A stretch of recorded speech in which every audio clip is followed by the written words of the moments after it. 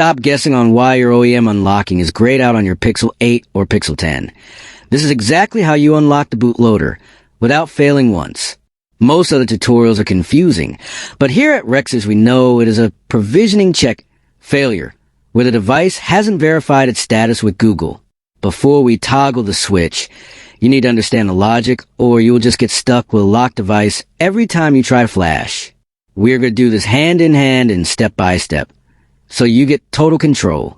The problem is that a fresh Pixel stays grayed out until it passes a background IMEI check via the internet.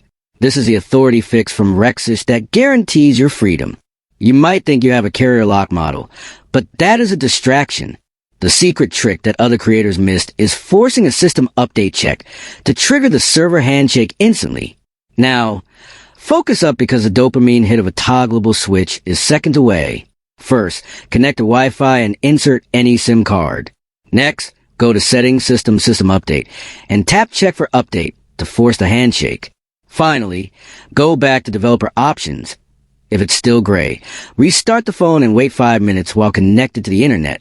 Note, if you have a Verizon branded model, this switch is permanently locked by the carrier. Unlocking Pixel OEM toggle.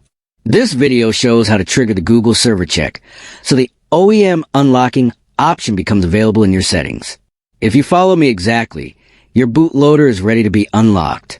Comment below if you want a secret to bypassing the data wipe during the unlock process.